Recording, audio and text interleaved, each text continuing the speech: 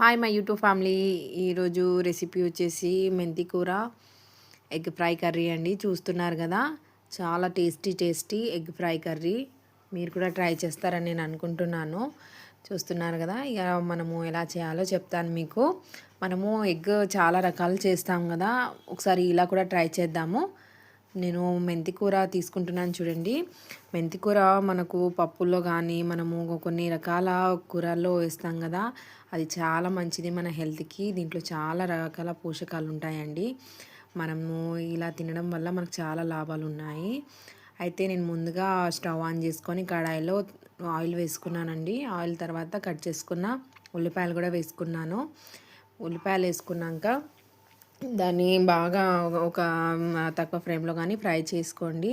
మెంతి కూర పచ్చిమిరపకాయలు కూడా కట్ చేసుకొని పెట్టుకున్నాను. టేస్ట్కి సరిపడేంత ఉప్పు వేసుకోండి. పచ్చిమిరపకాయలు వేస్తున్నాను, చూసారు కదా కట్ చేసుకున్నాయి. ఇలా కొద్దిగా ఉల్లిపాయలు కలర్ కొద్దిగా చేంజ్ అయ్యాక పచ్చిమిరపకాయలు వేసుకోండి. మెంతి కూర కొత్తిమీర అండి, ఇది రెండు వేసేస్తున్నాను నేను. చూస్తున్నారు కదా, ఇలా వేసుకోండి. మీరు కూడా వేసుకొని దీన్ని కూడా ఒక 2-3 నిమిషాల పాటు ఫ్రై చేసుకోండి. ఇలా తక్కువ ఫ్లేమ్లో ఫ్రై చేసుకోండి. ఆ తర్వాత అల్లం వెల్లిగడ్డ పేస్ట్ వేయండి. అల్లం వెల్లిగడ్డ పేస్ట్ ఎగ్ కర్రీలో ఉల్లిపాయల్లో మనం వేసేటప్పుడు ఎప్పుడైనా సరే అల్లం వెల్లిగడ్డ పేస్ట్ అనేది కొద్దిగా బాగా ఫ్రై కావాలి. దాంట్లో మనకు గుడ్డు వాసన, నీచు స్మెల్ అనేది రాదు ఎగ్ది, అందుకే చెప్తున్నాను.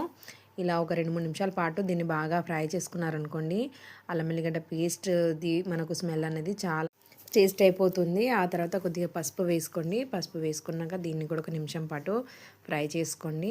కారం వేసుకోండి. కారం మీరు ఎలా తింటే అలా మీ టేస్ట్కి సరిపడేంత. నేనైతే తక్కువ వేస్తున్నాను, పిల్లలు తింటారు కాబట్టి. ఆ తర్వాత కొద్దిగా లైట్గా వాటర్ వేసుకున్నారనుకోండి, వాటర్లో కొద్దిగా ఉల్లిపాయలు తక్కువ ఫ్లేమ్లో ఇలా దగ్గరకు వచ్చింది అనుకోండి కర్రీ. ఆ తర్వాత పైనుంచి ఎగ్స్ వేసేయండి. ఎగ్స్ వేసాక దీనిపైనుంచి కొద్దిగా కొత్తిమీర వేసేసారనుకోండి, చాలా టేస్టీగా ఉంటుందండి. నేను ఇలా చేసి చూపిస్తున్నాను, మీరు కూడా ట్రై చేస్తారని నేను అనుకుంటున్నాను. చూస్తున్నారు కదా, చాలా టేస్టీ కర్రీ అండి. ఈ వీడియో మీకు నచ్చితే ప్లీజ్ లైక్ చేయండి, నా ఛానల్కి సబ్స్క్రైబ్ చేయండి. ప్లీజ్ షేర్ కూడా చేయండి.